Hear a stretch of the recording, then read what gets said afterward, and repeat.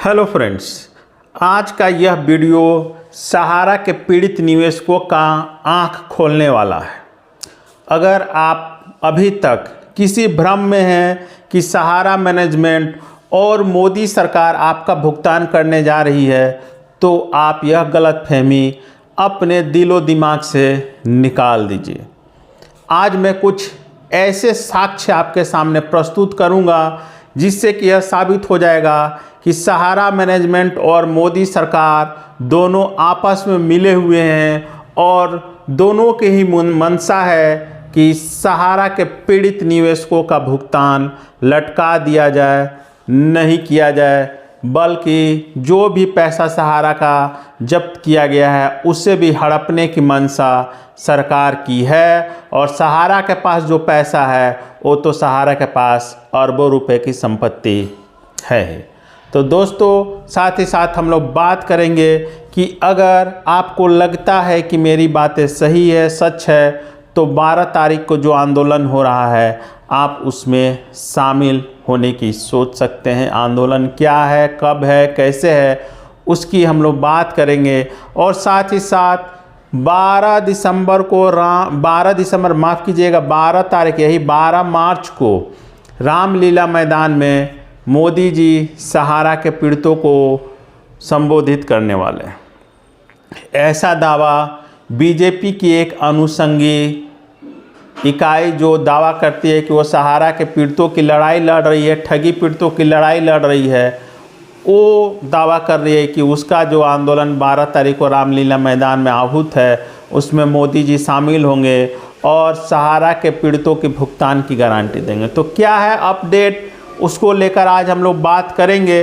तो दोस्तों, अगर आप लोगों ने अभी तक हमारे चैनल को सब्सक्राइब नहीं किया है तो प्लीज़ सब्सक्राइब कर लीजिए। सबसे पहले हम लोग बात कर लेते हैं कि किस प्रकार से सहारा मैनेजमेंट और सरकार दोनों ही आपस में मिली हुई है और आम जनता को बेवकूफ़ बनाने का काम कर रही है।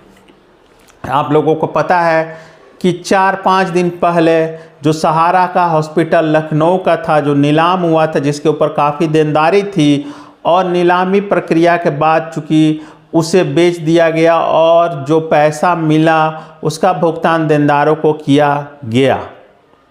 इस बीच जब उसका एनओसी लेने के लिए लखनऊ डेवलपमेंट अथॉरिटी, मतलब जो वहाँ नगर निगम का विभाग है, उसके पास जब ट्रांसफ़र करने का कागज़ गया तो उसने लैंड पेपर की जांच की और उसने पाया कि जिस समय सहारा मैनेजमेंट को यह ज़मीन अलॉटमेंट की गई थी उस समय मार्केट रेट से बहुत ही कम दर में, बहुत ही कम मूल्य पर उसका अलॉटमेंट हुआ था। मतलब उस समय भी सहारा ने धोखाधड़ी की थी और सरकार को करोड़ों रुपए का राजस्व का चूना लगाया था। सरकार को करोड़ों रुपए का नुकसान हुआ था, करोड़ों क्या अरबों रुपए का।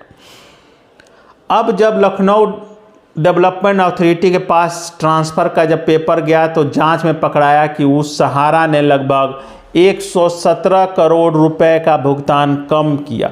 ऐसे में उसने नोटिस जारी किया कि अगर यह जो नीलामी प्रक्रिया के बाद जो ट्रांसफ़र की प्रक्रिया चल रही है, अगर उसे सुचारू रूप से चलाना है तो जो पूर्व में जो सहारा के द्वारा फ्रॉड की गई थी उसकी भरपाई, उसकी क्षतिपूर्ति करनी होगी, तभी जाकर यह ट्रांसफ़र किया जाएगा। तो उसके एवज में तुरंत सहारा मैनेजमेंट ने 117 करोड़ रुपए का भुगतान LDA मतलब लखनऊ डेवलपमेंट अथॉरिटी को कर दिया। मैं यह बात आपको इसलिए बहुत बता रहा हूँ कि जब भी आपके भुगतान की बात आती है, जब भी सहारा पीड़ितों के भुगतान की बात आती है तो कोर्ट में यह एक प्ली लिया जाता है, यह एक बहाना बनाया जाता है सहारा मैनेजमेंट के द्वारा कि उस पर एम्बार्गो लगा हुआ है और वह भुगतान करने के लिए सक्षम नहीं है, 1 रुपये का भी भुगतान सहारा नहीं कर सकता है। लेकिन जब भुगतान करने का समय आता है अपने फ़ायदे के लिए तो 117 करोड़ रुपए तक का भुगतान सहारा मैनेजमेंट कर दे रहा है। सोच लीजिए, आपका 1 लाख रुपए का भुगतान नहीं हो रहा है और सहारा मैनेजमेंट यहाँ 117 करोड़ रुपए का भुगतान एक बार में कर दे रहा है। यह तो पहली बार हुई। अब दूसरी बात हो रही है कि दिल्ली 30 हज़ारी कोर्ट में जब नॉन अवेलेबल वारंट जारी होता है, सहारा के टॉप मैनेजमेंट स्वप्ना राय, OP सिंह, अलख सिंह केस जैसे 14 टॉप मैनेजर्स के खिलाफ जब Delhi 30,000 non bailable warrant issue करता है, तब वो लोग एंटीसिपेटरी बेल के लिए आते हैं और वहाँ सेटलमेंट के रूप में 9 लाख रुपए का भुगतान वहाँ सहारा मैनेजमेंट इसलिए करता है क्योंकि उनकी गिरफ्तारी ना हो। और यहाँ पर भी एम्बार्गो बीच में नहीं आता है और सहारा मैनेजमेंट आराम से 9 लाख रुपए का भुगतान करके अपनी जान बचा रहा है। तो यह 2 ऐसे एग्जाम्पल है जिसमें सहारा मैनेजमेंट के झूठ की पोल खुल जा रही है कि किस प्रकार सहारा मैनेजमेंट आपके भुगतान की जब बारी आती है तो एम्बार्गो का बहाना बना दिया जाता है। अब मैं तीसरी बात कर रहा हूँ, मैं साबित करता हूँ कि किस प्रकार केंद्र सरकार और सहारा मैनेजमेंट आपस में मिले हुए हैं। आपको पता है कि कुछ दिनों पहले सहारा प्रमुख सुब्रत राय की मृत्यु मुंबई में हो गई थी। उसके बाद उनका दाह संस्कार हुआ। दिसंबर महीने में केंद्रीय रक्षा मंत्री राजनाथ सिंह और उत्तर प्रदेश के उप मुख्यमंत्री ब्रजेश पाठक लखनऊ में सहारा सिटी में जाकर सुब्रत राय की पत्नी स्वप्ना राय से मुलाकात करते हैं।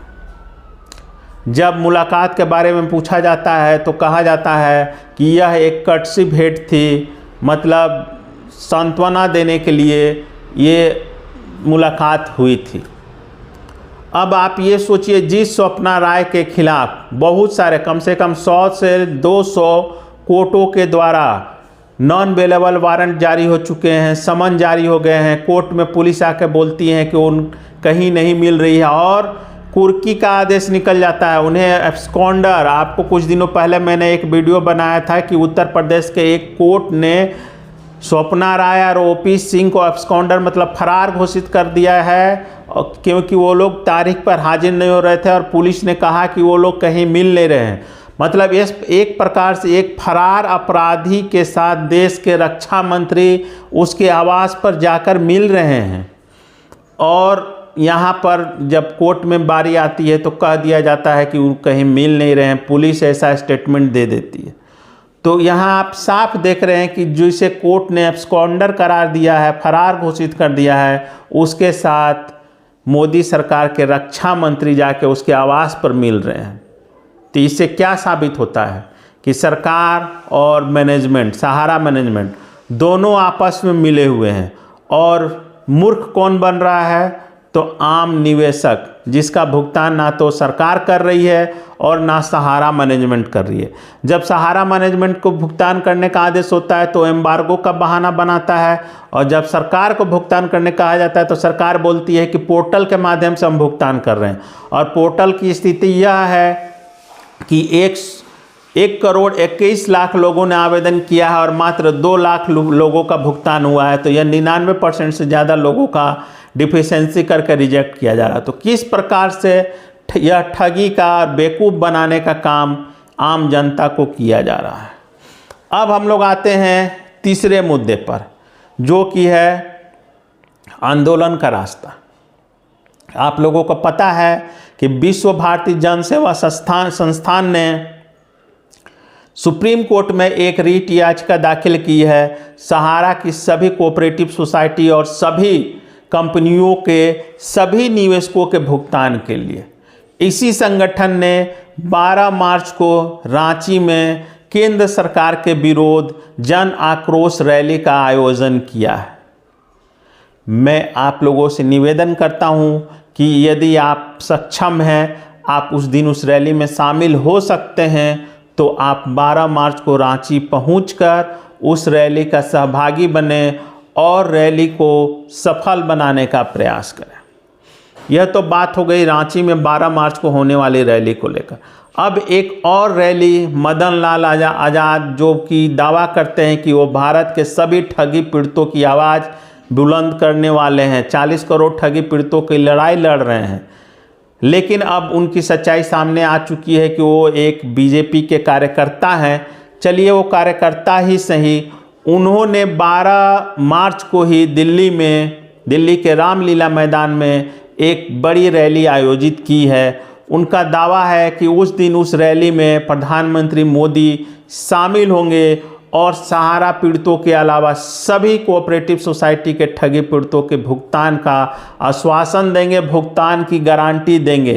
तो दोस्तों 12 तारीख में बहुत देरी नहीं है, 2 दिन की बात है। हम लोग इंतज़ार कर लेते हैं कि आखिर मोदी जी 12 तारीख को दिल्ली के रामलीला मैदान में किस प्रकार से भुगतान की गारंटी देते हैं। अब आपको निर्णय लेना है कि आपको मोदी जी की गारंटी पे जाना है या फिर कोर्ट के रास्ते भुगतान लेना है या फिर दूसरे अन्य आंदोलन से भुगतान लेना है। मैंने आपको स्पष्ट दिखाया कि किस प्रकार सहारा भुगतान करने में सक्षम है लेकिन करना नहीं चाहती है।